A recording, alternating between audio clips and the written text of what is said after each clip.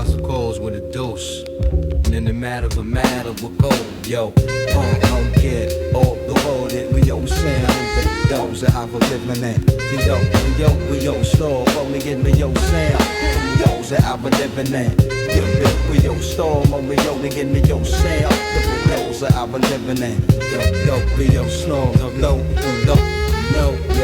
Yo, Kowalski's hardware was on the corner 41 years, 3 hours low ceiling, a specific smell that adheres to a hardware store that's been selling the same categories of thing for decades, oil and rubber, and the stories of every repair attempted in the neighborhood. Mr. Kowalski knew what you needed before you could fully describe it. You start the sentence, he finish it by walking to the exact bin, pulling what fit. This was not magic, it was 40 years of listening to how people describe problems, the glistening pattern of human incompetence with the vocabulary of their own repairs. He'd heard every variation of I need the thing that connects to the other thing, enough times to decode it to bring the exact component from the wall of small drawers that held more classification than the big stores could comprehend. That wall of drawers was the whole argument. The last hardware store, the one that knew your name, that held a specific screw in the drawer without a label that decoded what you needed from the proximate. When it closes, something closes that the chain can't replicate. The last hardware store, the one that knew your name, that held a specific screw in the drawer without a label that decoded what you needed from the proximate. When it closes, something closes that the chain can't replicate. Yeah.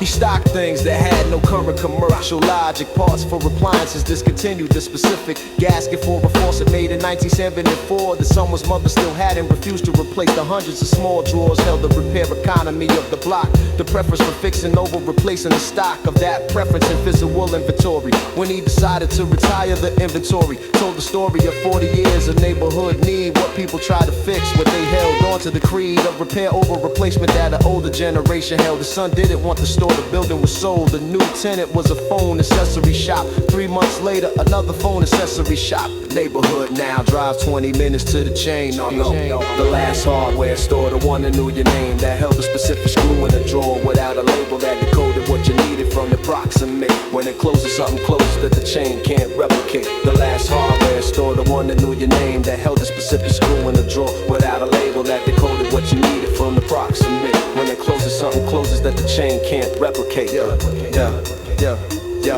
What closed with the store was the knowledge, the specific human expertise, the college of 40 years of understanding what breaks in this neighborhood and how to fix it. That knowledge lived in Kowalski, understood by nobody else in quite that form. That local specificity, the chain has an inventory, the vocal staff trained on the system, but they don't know the 90s symphony, full faucet, the discontinued model, the slow, patient decoding of the neighbor's approximate description. That's the loss, not the storefront, the prescription, the specific knowledge applied to specific need. This track plays cool for Mr. Kowalski, for the creed of fixing for the wall of small drawers that held the blocks repairs for what the person who stays 40 years actually shares. The last hardware store, the one that knew your name, that held a specific screw in the drawer without a label that decoded what you needed from the proximate. When it closes, something closes that the chain can't replicate. The last hardware store, the one that knew your name, that held a specific screw in the drawer without a label that decoded what you needed from the proximate. When it closes, something closes that the chain can't replicate.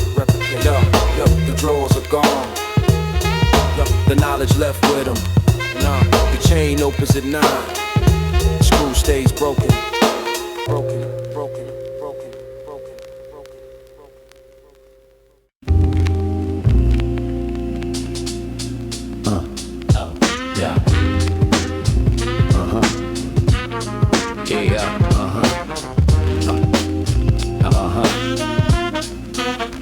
Yo, the substitute teacher was supposed to be a free period. That's how we read it when Mrs. Hargrove was out the period. Before lunch, 9th grade English, October, Mr. Ellis came in with a briefcase and a composure that said he wasn't gonna show a film or hand out a worksheet. He said we have 50 minutes, he wrote a question on the first available space on the board. What you actually believe, not what you've been told, what you actually believe. The room went from the particular noise of expectation, man, it substitutes to something closer to attention and managed quiet of people who weren't sure what was happening. He didn't explain the question, he waited to settle in. Took 2 minutes, then the girl named Dan Danielle said something honest. I'm not sure what I believe about anything he said. That's the most useful place to start. It taught us logic for 45 minutes, the art of the argument, the difference between feeling and reasoning. The substitute teacher who actually taught the 50 minutes to stay, the lesson that caught in the mind of a ninth grader who expected nothing.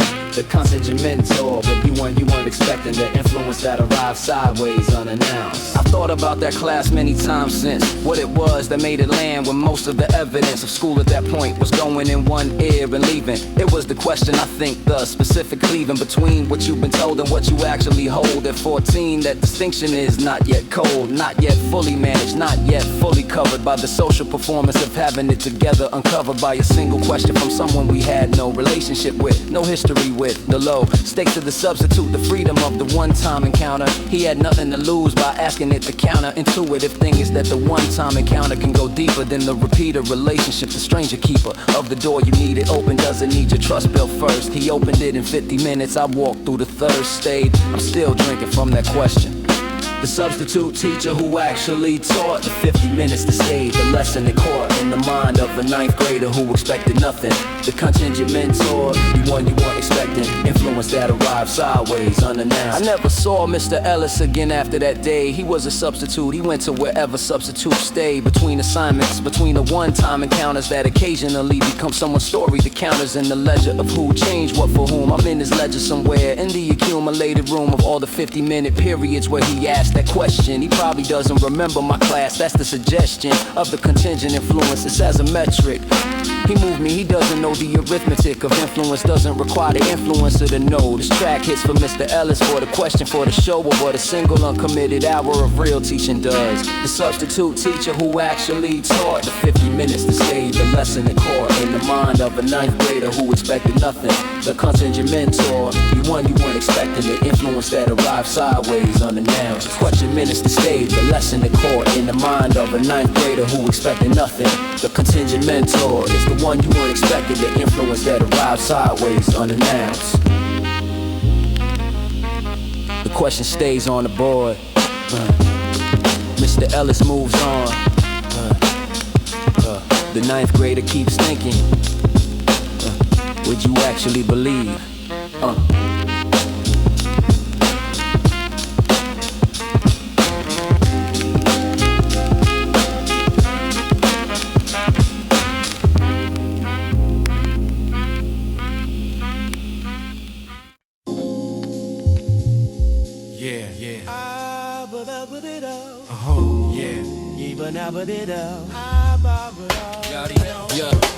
Concrete glowing under the orange sun. Linden Boulevard, where the rhythm is never done.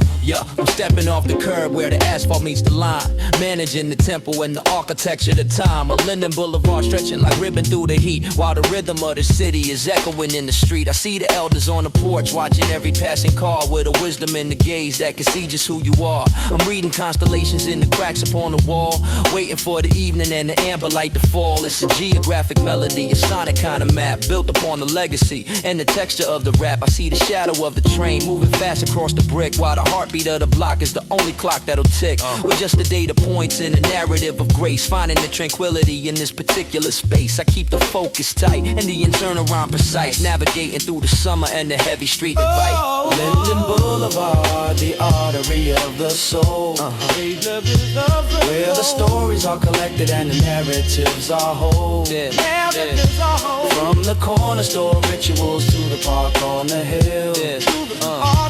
Boulevard is moving while the world is standing still.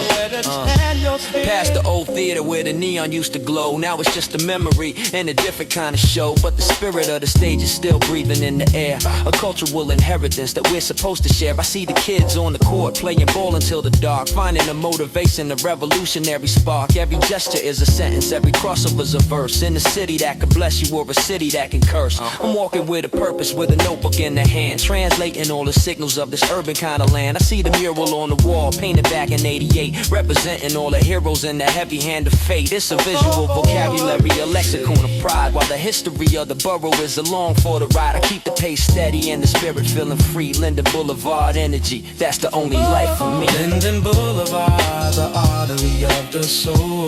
Linden Boulevard, where the stories are collected and the narratives are whole. Narratives are whole. From the corner store rituals to the park on the hill. Boulevard from the hill. Boulevard is moving while the world is standing still.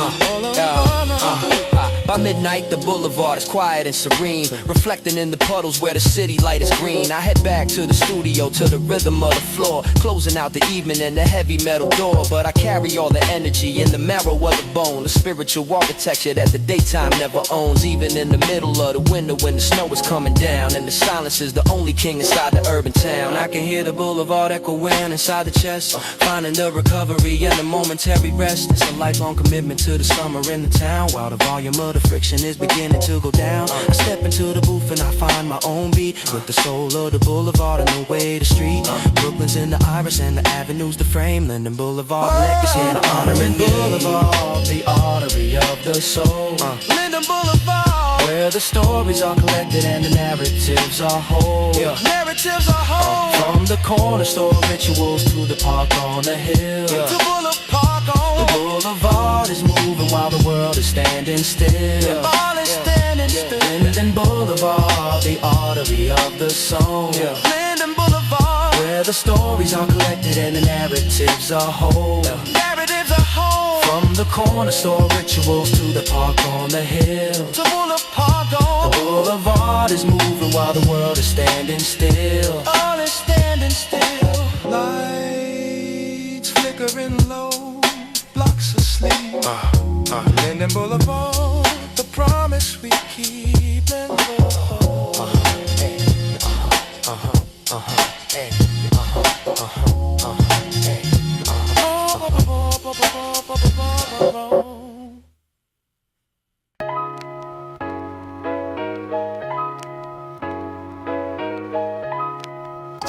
See him rising from the cup, morning in the hand. Bodega Espresso, fueling up the land. I'm standing at the counter where the metal is bright, thinking about the future in the early morning light of a metal product illusion and the architectural shift, managing the pressure and the heavy mental gift. The coffee machine's breathing like a monumental lung, while the history of the neighborhood is a song that's never sung. I see the owner moving in a binary of grace, while the rhythm of the bodega is echoing in the space. I'm reading all the headlines from the paper on the rack, managing the resources and the architecture of the track. I hear the grinder clicking like a chronological code, while the traffic is struggling at the bottom of the road. It's an intellectual meditation, a tranquility of caffeine, finding the perspective in the middle of the scene. I keep the focus sharp and the observation keen, navigating through the shadows and the colors in between. Bodega Espresso, the rhythm of the star, finding the tranquility in the middle of the heart. From the early morning transit to the office on the hill, the city's moving heavy while the logic is still. Past the old man at the gate with a cup upon a knee, managing the survival and the heavy melody of a neighborhood's history and a seasonal change, finding the perspective in the middle of the range. He tells me about the coffee back in '64, back when there was logic in the heavy urban roar of a neighborhood's evolution and the architectural parts, managing the labor and the seasonal starts. I listen to the cadence and the wisdom in the tone, knowing that the bodega is a kingdom of its own. Every cup is a sentence, every refill is a verse in the world that can bless you